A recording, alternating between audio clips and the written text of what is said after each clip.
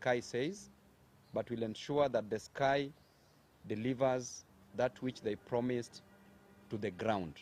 And the esteemed members of parliament are representing different regions.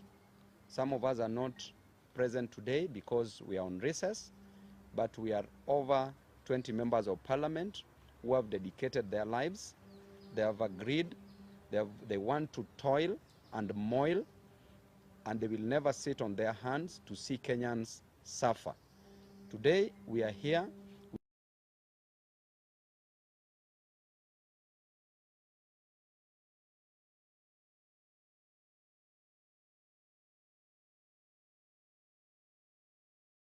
across the country, representing the interest of the aged also across the country. From the Western region, Busia County, Honorable Catherine Omanyo, also representing the interest of Kenyans across this nation. We're also here with Honorable Amo from Starehe, Amos Mwago. Amo ndio best, ukienda huko Starehe hivyo ndio anaitwa, representing constituents from Nairobi County, representing Kenyans from within the nation. And we have a presser. Each member of parliament here will be given an opportunity to speak about issues, the state of the nation, matters affecting Kenyans, the issues of concern. We have a presser that I will read. Then after that, we'll give an opportunity to every member to say a word. Now we have apologies from some members of parliament. Mheshimiwa Kibagendi from Kisii County. Lost. We have an apology from Mheshimiwa CNN Charles Nguna, representing the Eastern region. We have an apology from Wanami, all the way from Bumula, Bungoma County. We have an apology from Mheshimiwa Umi. We have an apology from Mheshimiwa Mwenje, Nairobi County. We have an apology from Mheshimiwa Caleb Amisi. We have an apology from Mheshimiwa Kibagendi. We have an apology from Mheshimiwa Basil and other Waheshimiwas, from Mheshimiwa Ledama Olekina, and we also have an apology from Senator Eddie Okech. So we will read this, and we'll also give you a way forward on how we will be working as Team Ground moving forward. Our fellow citizens, let me once more start by expressing my solidarity with the Kenyan youth and families who have lost their lives, sustained injuries, been abducted, or whose loved ones are still missing to date following the protests by the young people of Kenya who have been calling for good governance of their country. We are making this address in response to the many phone calls, text messages, social media uproar, and direct requests to us by distressed Kenyans who feel the political class has abandoned them after the recent constitution of a new cabinet by President Ruto. Number one, after suffering for many years because of bad politics, poor governance, corruption, and incompetence in the management of the affairs of their country, the Gen Zs and millennials of Kenya came out in large numbers to exercise their Article 37 rights to assemble, demonstrate, picket, and petition their leaders. In this bold move, they outlined the issues they wanted the president to address to reduce their suffering and to create opportunities for them. After withdrawing the draconian Finance Bill 2024 and dissolving his incompetent cabinet, President Ruto promised that he would engage in an open national dialogue to listen and get the issue at stake with young Kenyans before forming another cabinet. But in a show of contempt to the young people, we saw the president announce and put in place a new cabinet without any consultation with the Gen Zs and millennials of this country. He has since held no dialogue or any engagement to ascertain the problems that led to the recent protests. Fellow Kenyans, before any grass has grown on the fresh graves of our youth recently killed, before people who are badly wounded in the protest have healed, and while so many families are still searching for their loved ones who were abducted by state agents, we have been shocked to see President Ruto return to his default mode of shuttling from one country to another and on working from the top of vehicles, apparently launching invisible government projects.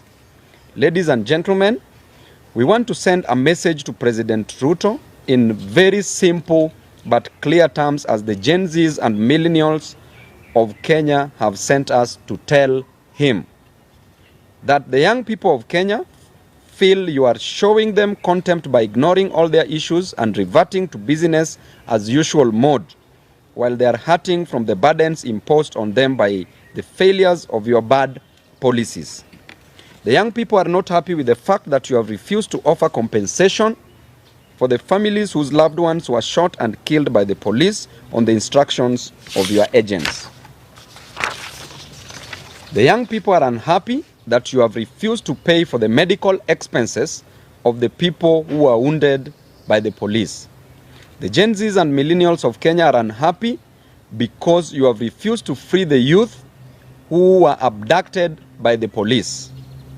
And you have refused to drop the trumped-up charges against the peaceful demonstrators who went to the streets to ask for good governance of their country. The young people are shocked that you have refused to drop the new funding model of college and university education, which is forcing them to drop out of college. The young people are asking you to show them the practical steps you are taking to create jobs in Kenya to pull them out of this high unemployment. Mr. President, the young people are asking you to take immediate action to lower the high cost of living that is driving them crazy. The young people of Kenya are asking that you show them the reforms you are proposing to address corruption and looting of government resources by people who are under your direct supervision. They are asking that you show them the reforms you are undertaking to improve the competence and quality of your bureaucracy to enable the government to be responsive in service delivery and development. Mr. President, it is a matter of just a few months and another Finance Bill 2025 will be facing Kenyans again. The young people of Kenya are worried that on March 2025 will find them with no change at all, and they will be forced back to the streets to protest poor governance and poor policies and to reject the Finance Bill 2025. As a youthful leader in this country, together with other youthful leaders and other leaders, we want to appeal to you in a special way that you take your time off the top of your vehicles and sit down with your top advisors, including your new cabinet, and review and change the bad policies that your administration unleashed on Kenyans for the last 2 financial years. Kindly consider the welfare of the children of this country. Please engage the youth in this country and show them that you care for them. Take practical steps to demonstrate that you have the interests of the youth of Kenya at heart before you revert to your default mode of stating in public things that you don't mean and you don't intend. Mr. President, walk the talk. Swing, don't sing. As a Christian, we say you do not do what you say in order to restore the vital trust that should exist between the people and their government. We want to remind you of the words of J.F. Kennedy, that those who make peaceful revolutions impossible make violent revolutions inevitable. Do not tempt the young people of Kenya too much. They have given you a break to reassess your priorities and get things right. They are shocked that you can't get anything right. And lastly, I want to say that should you fail to deliver to Kenyans, There's only one person that I know that will be easily defeated in 2027. Defeating you, Mr. Ruto, in 2027 will be easier than reciting vowels. Any living thing that is capable of locomoting or moving from one place to the other will defeat you in 2027. Even if you take a goat and dress the goat and put it on the ballot, will defeat you in 2027. Thank you and God bless you. Let me take this opportunity to give Mheshimiwa Mudhoni.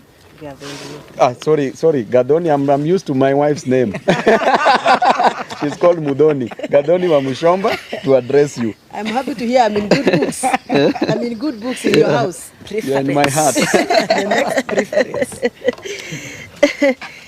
Thank you very much, my colleague and friend, Honorable Babu Owino. Mine is to just add weight to what statement we have issued as Team Ground. And I want to be a little bit more assertive on matters life. You all know that we have had very many conflicting reports coming through on how many young people who are protesting in the streets were abducted, how many were killed, how many are still missing, how many cases have been processed by IPOA, and I'm sure you know that no agency is giving us information that is matching with the other. We have had engagement with Kenya National Commission on Human Rights, and we have their report here. And the report that this agency is giving us is that they have registered 61 people, young people who protested and died.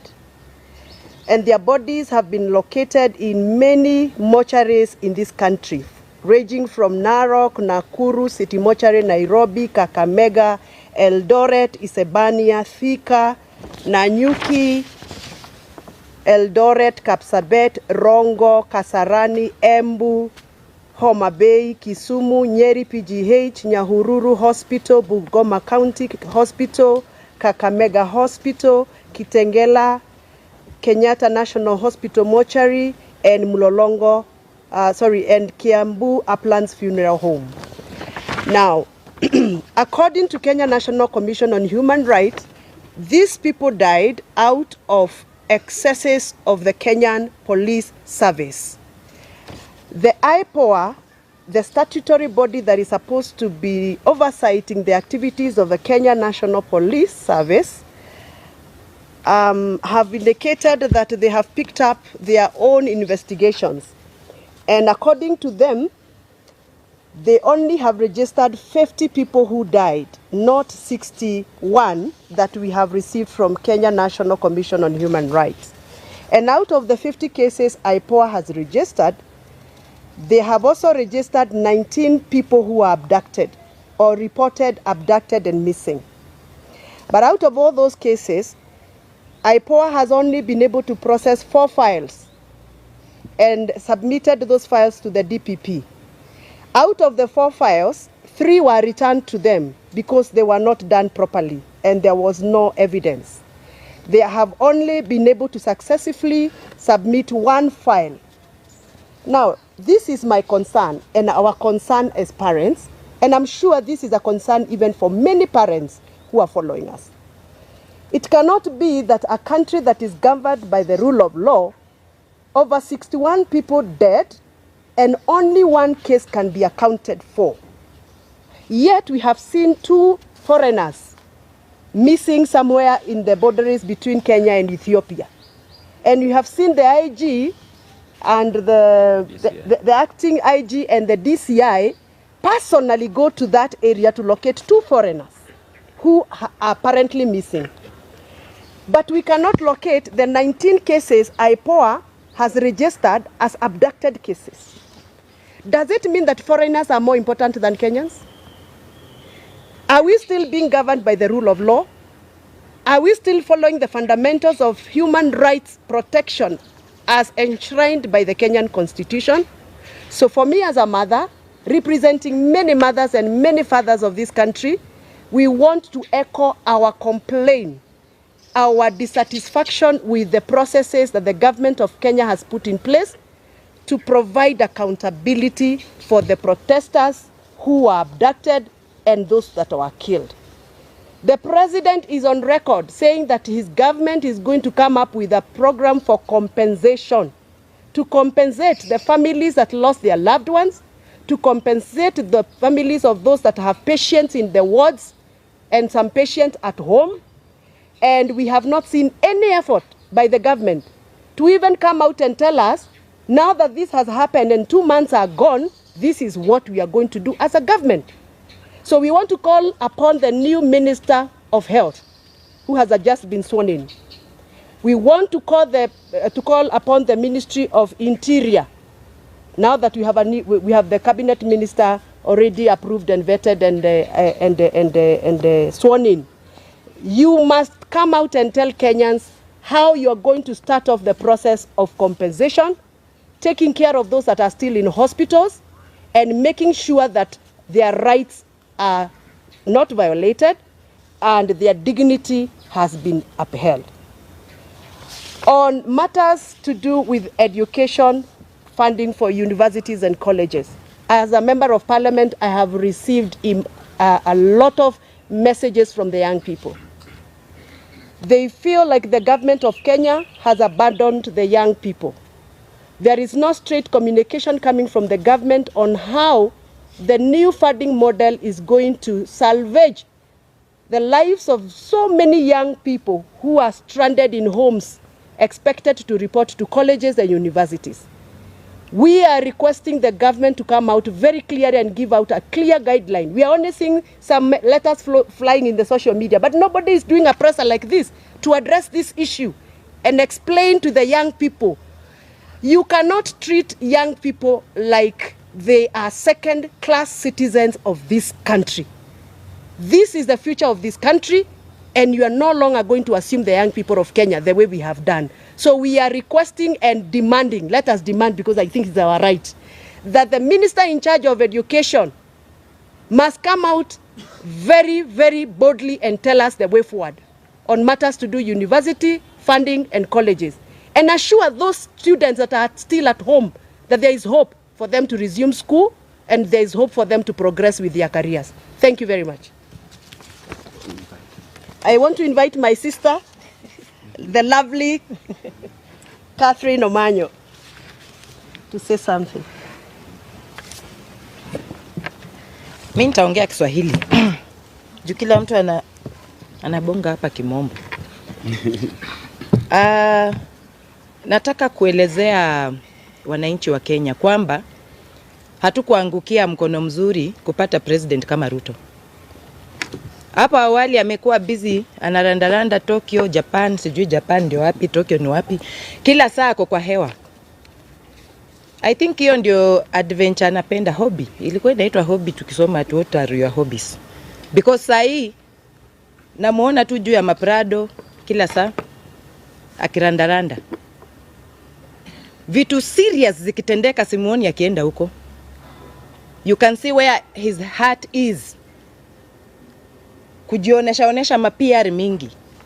Briefcase projects ndio anasema ame-launch. Lakini kitu yenye napeana impact kwa mwananchi wa Kenya aseme walai tuko na president na nusu, hakuna. Juzi toi hapa imeungua, hakushughulika. Hata kusema tu poleni, nothing. Hata huko Kware mili zinachomolewa kule.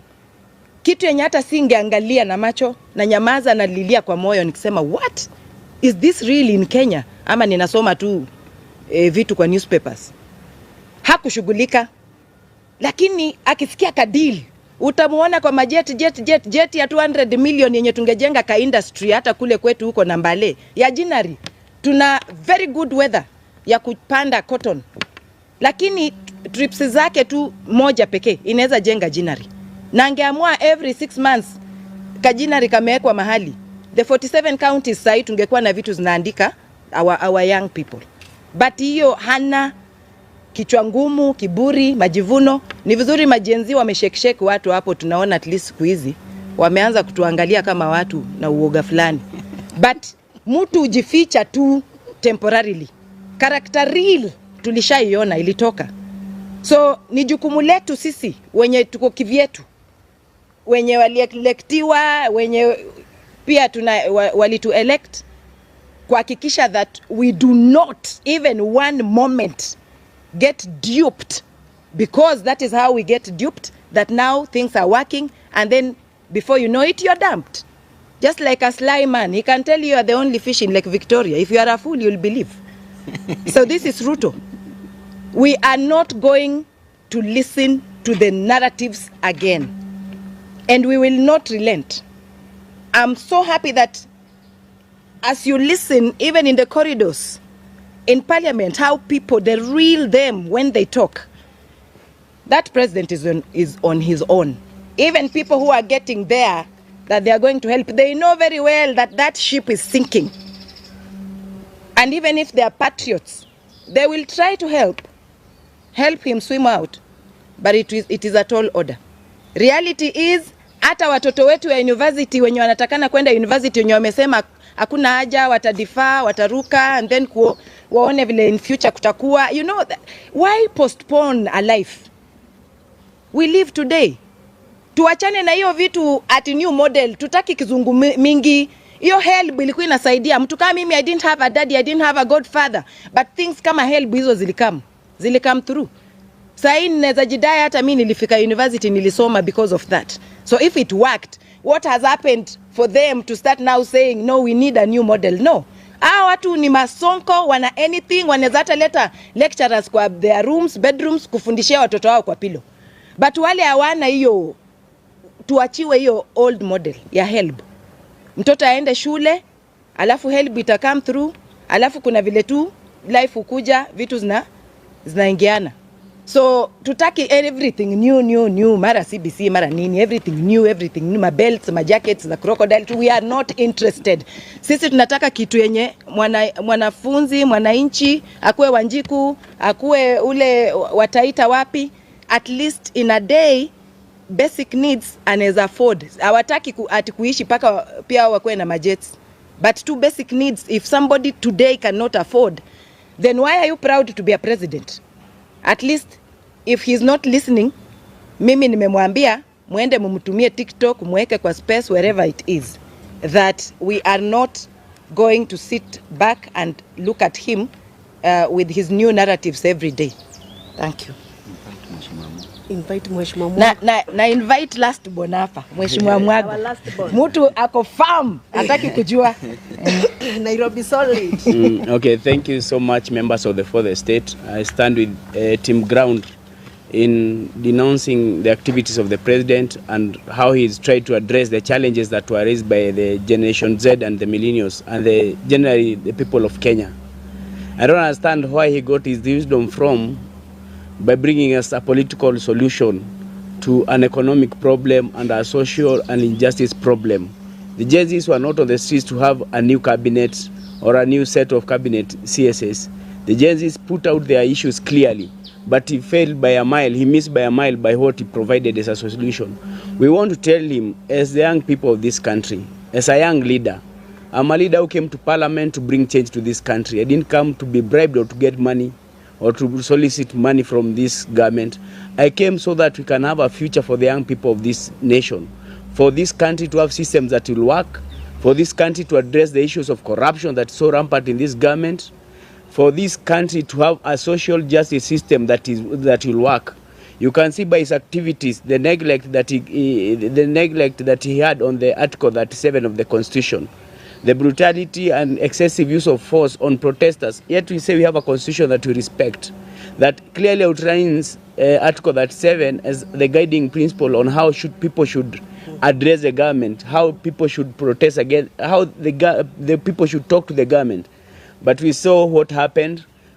It really defeats me to imagine that this country has lost value for life. We are talking about more than 50 people who have been killed, who lost their lives, and we are treating this casually, like nothing happened. If you go to the DCI, we went there with Loyalty Ndomolo, we had very scant information on the issues of abductions, or the issue of these people who have been killed, and these are lives that have been lost by a government that's purposed to protect the lives of its people. We've seen a lot of property that was lost. Some houses were burnt even in town, but the government has not addressed that. They have swept that under the carpet, and they expect us to just let them be and this to go on. We cannot agree, and we cannot allow the government to behave like that, because if it behaves like this, it is going to kill our future and our children. The Gen Zs have come out clearly and they have outlined their problems. We are asking the government of the day, come out and tell us what measures are you putting in place to address the issue of unemployment. We are having like 1 million students who are going to clear form for this year. Every year we are having a very high turnover of Gen Zs. What measures have you put in place to address their issue? The current cabinet that you announced, we don't make anything of it. We don't see if they are able to come up with solutions for the challenges of this nation. So sisi tunamwambia Bwana Rais, tafadhali sikiza watu, calm down, look for new advisors. Whatever you are doing is far away from what the people are asking for. Kindly try and calm down and listen to this youth. These are the future of this nation, and the best thing is, this is a generational thing. One day it will come to happen. The hopes of the people of this nation, lazima siku moja watu watakuja wapatiwe heshima, and I don't know where history will judge you. Labda utafukuzwa ama utapelekwa jela kwa sababu ya hii makosa unafanya. Tafadhali sikiza watu and deal with real issues that these people have raised. Thank you. Thank you very much. Is there anybody with questions? We will take about maybe 3 or so, or maybe we can take 4 so that each can respond to a question. Let's start with the lady. You have to speak louder. Thank you so much. My name is Maximila Ofula, right from the county diamonds. I have 2 questions. One concerning the ultimatum that the agency have given us through the platform. On 27th of August, we'll be signing a petition to dissolve the parliament and to chase all the parliamentary out. I think this is the second time now that they're getting the parliament. Will you be part of that petition? And also the same day, there will also be occupying the Supreme Court. Will you be part of the same of that petition also occupying the Supreme Court possibility now? Then secondly, from the interview of Wanjigi to the Citizen, he said there will be no 2027 election. Election will be before that. What's your point? Okay. Next question. I'm sure you're noting that. Yeah. Her name? Wafula. Wafula. Then we'll go to you. Eric Orenga from Citizen Radio. Eric. It seems the broad-based government that was formed has killed the magnitude and the vigor of the protest. I don't know, as young parliamentarians, what do you have in place as the alternative to tackle or to push harder the government in your 3 months? Okay. Thank you, Eric. The one in glasses. Thank you. Edwin from Daily Monitor. I have 2 questions. It's clear that you obviously do not seem to stand with the cabinet secretaries, some of whom are in parties that like ODM, which a person like Babu was in support of. So your message to these cabinet secretaries, do you support them joining the administration, and what remedy do you think? You have made it clear that you don't think they will be of any help to this administration. So what advice do you give them if at all they have joined a sinking ship? And the second question is pointing at something to do with the Wanjigi story that was mentioned here. What's your take as Team Ground that an administration can go after the family of people who actually point fingers at what should be done better as a party, as leaders? Okay. What's your take? I guess those are how many? 4? Yes. 4? Can we do the 4, or do you have a pressing one? Yes. Okay. Given the unity deal between ODM and Kenya Kwanza, are you worried this supermajority issue, especially in Parliament, is going to stifle voices like you? For example, we have heard the President say some sections of the finance bill will be returned to the House. What do you think about that, and will you be supportive? Very well. So, how do you want us to go about it? I can answer that one of Parliament. Okay. So you can. The one for cabinet ministers. Parliament. Okay. Good. CSS. CSS. Parliament. I'll talk about killing the vigor. the vigor. Okay, so I can. Okay, fine. Just start Okay. then. Just start. Ningelipenda kusema kwamba mtu yeyote ambaye alijoin government, hata kama alikuwa ODM na akajoin huko, although article 232 inakubalia president kuchagua mtu yeyote kufanya naye kazi, hatutazubaa tu kuangalia wana west wa Kenya just because walitoka upande wa huku kwetu. So waende huko wakijua kwamba walienda kufanyia wananchi kazi, na kama hatutaona anything wanafanya pia tena watoke tu. Cha pili, president wetu ni kama ndio referee wa elected leaders wa kichapana. Huko Kisii mliona kitu ilitendeka. Yeye ameenda pale, watu wanabuu huyu anabuu huyu, ako pale ako kama referee. So hao wenye wameenda huko kama CS kusaidia, waone hiyo weakness na wamsaidie kufanya kazi. So we will not relent, we will not smile with anyone who has joined government and is going to joke again and waste Kenyans' lives. Thank you. You'll answer which one? Yeah. Okay, broad-based. On that issue that you've raised about the broad-based arrangement that has maybe stifled the vigor of this protest and what, we like to urge Kenyans, or the Gen Zs, the millennials, let us not relent in this fight. Let us make sure we push this fight on, because there's no solution that has been offered as yet. So as young leaders, we are going to make sure we engage the public and point out all the evils that are happening in some of these bills that are brought in Parliament, these motions, what we think Kenyans should not support. But we're also thankful that the Kenyan people now are taken back the power in their own hands. We passed the finance bill by the people's power, led to rejection in totality by the president. So these are some of the avenues or other approaches that we're going to give more information to the public and seek their support in pushing for the agenda. As young parliament, as young leaders, we need to get this information out there to the people so that they can support us. Even if they have a majority in parliament, we saw the majority is now on the ground, on the streets, and that is the approach that we are going to use. Thank you. I think Mheshimiwa Amo has addressed that very well. If I want to talk about the unity of ODM and Kenya Kwanza and having a super majority, and in combination with the question that was asked by Eric on the broad-based government that has killed the vigor of the demonstrations, I want to tell you that in Parliament there was already a super majority that passed the finance bill. But that did not prevent the Gen Zs. It did not prevent Ruto from coming out and rejecting after pressure had been pressed on him by the people. The constitution is clear that power vests with the people. The sovereignty is with the people. The people are supreme. That supermajority in parliament is not a supermajority. It is an imaginary supermajority that is intended to achieve some selfish gains or ambitions. And therefore, one person with God is the majority. But now here we have a few people in parliament, members of parliament, team ground, together with the Gen Zs, with the millennials, with other Kenyans. That is even more than a super majority. And that is what we need. We don't need any other supermajority in parliament. And number two, our voices will always be heard in parliament, irrespective of our numbers. Why?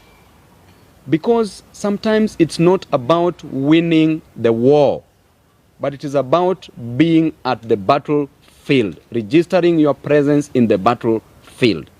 Our presence will always be registered, irrespective of our numbers. And that is the time that you will know that in case those numbers will not be favoring the interest of Kenyans in parliament, we will go back on the ground. Gen Zs can always come out together with millennials and still make it right. That supermajority, if you saw the way they were running under the tunnel, then you would have known that there was no majority there. There was the minority. So the next question is about Jimmy Wanjigi. Of course, you talked about Ruto invading Jimmy Wanjigi's privacy. I want to just quote Ruto when he used to say to paraphrase, he used to ask the former President Uhuru Kenyatta to spare his family, not to kill his children, to spare his children and his family. What is he doing? He's now gone below the belt. He's now targeting people's families. And we want to tell you, you also have families, my friend. Good. Just the same way Moi is now a former president. Kenyatta is a former president. Moi is a former president. Kibaki is a former president. Uhuru is a former president. You are going to be a former president. These children of yours are going nowhere. So do not intimidate people's children. Because when your time reaches, there are those people who will hold the yam and the knife and will give you your share, your fair share. So don't intimidate us. Everybody is going to die. Nobody dies prematurely. So you can't intimidate us with death. Our children already know that we are political leaders. It's not news. Embarrassment is our other name. So don't think that we can be embarrassed by these petty issues. We are going to fight for our people. So I'll leave it at that, then leave it to Mheshimiwa. And lastly, the MPs that you are calling the supermajority in parliament, I want to tell you that these MPs already know that the ship is sinking. The ship that Ruto is the captain is already sinking, and they're already taking that. Now we know that you will be clutching very soon on imaginary straws, and you will sink with that ship. Thank you. Thank you. It looks like the other questions have been answered. The number is one for the petition. There's to one. Dissolve Parliament. Oh, there's one for the petition to dissolve Parliament. And that is a proposal, you said, by the Gen Z? Very well. First of all, I want to thank the young people of Kenya. One day, one time, we were also very young. And we did what we did to have this country the way it is today. Some of us actively engaged to make or to constitute the current Kenyan constitution. And we went through the thick of that day. That is why we have this constitution. The young people of Kenya should not shy away from advocating for what they think is right. The young people should not feel guilty for being on the road to present petitions to Parliament, because that is their right as enshrined in the Article 31 of the Kenyan Constitution. The right to present public petitions to public authorities. It is their right. And therefore they should not feel guilty, however painful it is, however hard it is, however difficult it becomes. The young people of Kenya should now know that they have the support of members of Parliament like ourselves here. We are no longer going to be intimidated, being accused of, oh, you are funding the Gen Zs, oh, you are inciting the Gen Zs, oh, you are the one who is telling the Gen Zs to do this, because the Gen Zs are people who are schooled. They went to school and we actually gave them free primary education. They are using what we gave them to ask and petition for what they constitutionally deserve. So the young people of Kenya have a right to petition Parliament, have a right to petition State House, have a right to petition any public authority if they feel that it is necessary to do so. I honestly think that the kitchen of all problems in this country is Kenyan Parliament. Because it is Kenyan Parliament that make laws that are oppressive. It is Kenyan Parliament that made the faulty, the unconstitutional, the irregular Finance Bill 2023 that has since now been thrown out by the courts. It is the same Parliament that was attempting to make another irregular, unconstitutional Finance Bill 2024, which the greatest people of Kenya rejected.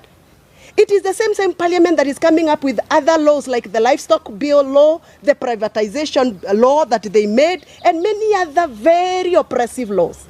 So if the Gen Zs feel that it is time for them to petition Parliament, they are welcome. It is within their right. And we will support them if we still feel they are doing the right thing. So we want to tell the young people of Kenya, we are with you. We will support you. We will stand with you, as long as you're making the future of this country better. I would want to be an elderly woman in this country to enjoy what the Gen Zs are fighting today. And therefore, when I have the energy to do so, I will support them, I will fight for them, I will lobby for them, I will advocate for them, because I think they are doing the right thing. Last but not least, I would want to say this. I don't know what is this obsession President Ruto has with new things. When he came in, he found Linda Mama. He realized Linda Mama, and I don't know how he realized because he's not a woman. He has never been in a maternity ward. He has never delivered a child. So I don't know what is this obsession he has with removing what he found to bringing what he thinks is new and creating confusion and mess. He found a very good working program called Linda Mama. He collapsed Linda Mama without any public participation and brought some other new packages. Shisha, shui, shu, shui, sha. Shisha. Linda mpango wa kando. You know. I don't know what is this obsession he has that he has now to collapse the old funding model for our universities and bring a new model. And now he has created a whole total confusion. Our children are getting depressed because they don't even know whether they are going to report to school tomorrow. What is this whole obsession of new things? New things? Now, look at where we are right now. We don't have money because we have no operational finance bill. Instead of him finishing old projects, he's now going for new. Everything is new. Everything is new. And he has no money. So where is this obsession coming from? And by the way, I sympathize with my new Minister for Energy. My new Minister for Energy, I really sympathize with him. Bwana Wadai, wacha nikuambie. Hiyo kiatu mevalia kimeandikwa Ruto hapo nyuma. Hiyo kiatu itakuuma mbaya sana. Because the president is now hopping from one county to the other, launching new electricity projects. Where will he get the money from? Atarudi kwa hiyo gari pale juu, ataanza kuambia wananchi, huyu Wadai nilimpatia kazi ya kuweka stima, nikaenda nika-launch stima, lakini yeye hakufanya kazi. Wadai is actually cooked. I sympathize with him. Barbecue. I sympathize with my friend Babu Mheshimiwa Badi. Huyu wa treasury. Amepatiwa treasury na ni sufuria ambayo ilikuwa na ilikuwa na stew lakini imelambwa. Hakuna. And what the president is doing now is going out promising, oh, I will do this project, I will do this project. Na hakuna pesa. Alafu atarudi kwa hiyo ground come to campaign time. Ataambia watu wewe huyu Badi nilimpatia kazi amelemewa. Badi's sufuria is roasted. And they are not stealing corruption. Yeah. So anyway, we are summarizing and saying this. This is not the right time for president to go out launching projects. It is the right time for him to sit down, engage stakeholders, look for solutions for the pressing problems, and look for new ways of raising revenue for this country. He must engage. And there's somebody who asked me when I was coming here, now that you people are complaining things are not right, what solutions are you giving? What alternative solutions are you giving? Now listen to me. There is no way the president will be roaming from one country to the other looking for jobs for our young people. But if you ask him for a database of how many engineers do you have in your country, tell me whether there is any database. If you went and found a request for how many mechatronics engineers do you have? We don't have a national database. What we want as representative for young people is this. The government must put effort to come up with a national database of unemployed young people of this country, county by county. We must be able to know how many teachers are unemployed from the young people, how many doctors are unemployed, how many engineers, how many lawyers. All that database need to be put in place so that when we are speaking from a point of information. When he's going to negotiate country by country, he has a database. And that is what he should be running with MPs to actually help him to create a national database for the job gap. Number two, we have what we call National Employment Authority. That is an agency that is created by the government under the Ministry of Labor that has failed this country. We need to start thinking of how we can revamp the National Employment Authority so that we can provide a better way of preparing the jobless young people into assimilation into the jobs. How do we do that? By making sure that the National Employment Authority has offices in every county, so that people in my county, Kiambu, can actually access the offices at the county level, register themselves, and get to know what opportunities are there. Right now, the only person who tells us that there are jobs being advertised, for example, in other countries, is only the president on top of his car. The young people of Kenya don't know where to go to look for that kind of information. So we need these authorities' offices in every county. Last but not least, all the local employers in this country, the manufacturers, like the people who work under the Kenya Association of Manufacturers, the people who have a capacity to employ our people here in Kenya, we need to engage them so that we know how can we work with them partnership so that they can start absorbing our local people, even if it is on an apprenticeship program or attachment program. For example, if we came up with a program and said, we have 3,000 employers in this country, manufacturers, people who are manufacturing locally, and they have the capacity to employ young people. We give them some tax incentives. A tax intensive that you say, Karibu Mheshimiwa, that if you absorb, for example, 5 young people in your company, you will enjoy this amount of tax subsidy or incentive from the government.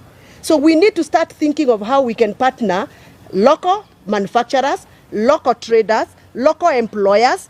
We give them some tax rebates so that they can be able to accommodate more young people in this country. Otherwise, the issue of joblessness is a very serious issue. The president of Kenya will not sort out the issue of unemployment by bringing Raila Odinga or whoever else in cabinet or in government, because that is an economic problem that will not be sorted out through political remedies. Thank you very much. Mheshimiwa amefika, wacha aseme jambo. Atuambie vile wenye kuuza ndengu. Unataka kuniuliza mimi? Bila license watalipa 1 million. Ndengu. Sorry? Thanks to the High Court, the road maintenance levy that was increased by 7 shillings has been nullified until, of course, the case is heard and determined. But there's a new proposal by Kenya on tolling the major roads. What do you say of that? I just want to comment on that issue. If you want to put toll stations all over, please build the new roads and put the toll stations instead of putting toll stations already in roads already constructed by the taxpayers' money. So that is an issue that is not supposed to even to arise. All the existing roads we are demanding, we are not going to have toll stations on the same. And why do you want to charge private citizens of Kenya, why do you want to charge them to use public roads that they contributed money and they're even paying through loans?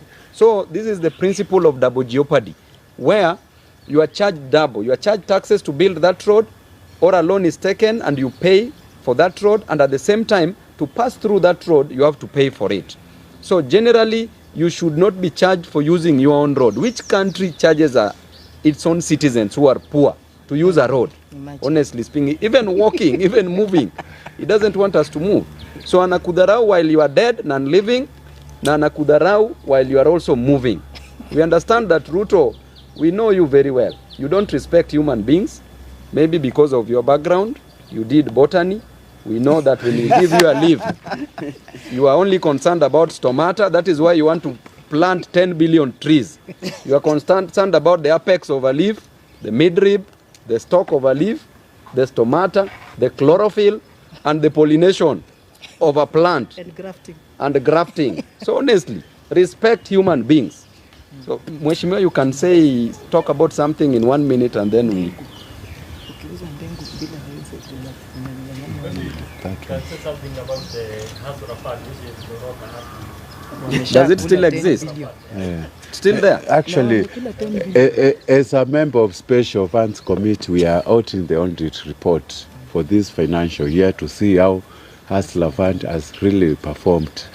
But based on, as an economist and also an auditor, in terms of accounting, I can tell you we are going to have an adverse opinion on that fund, because even the modality, the board was not there when it was starting, the fund was unconstitutional, There's nothing much actually to comment on the same, but I thank the Kenyans who took the money. And by the way, on that note, like I was talking about the newness of things, I don't know what is this issue that President of Kenya has with women of Kenya. I really don't know what the president has with the women of Kenya. I don't know why and what justification he would ever give to the women of Kenya. First of all, for touching on Leader Mama and collapsing it, and then touching on the Women Enterprise Fund. Right now, as we speak, the Women Enterprise Fund is at zero kitty. All the money that was put there in the last year's budget, it was all removed. So the women of Kenya have nothing else other than to dance in the yellow clothing during campaigns.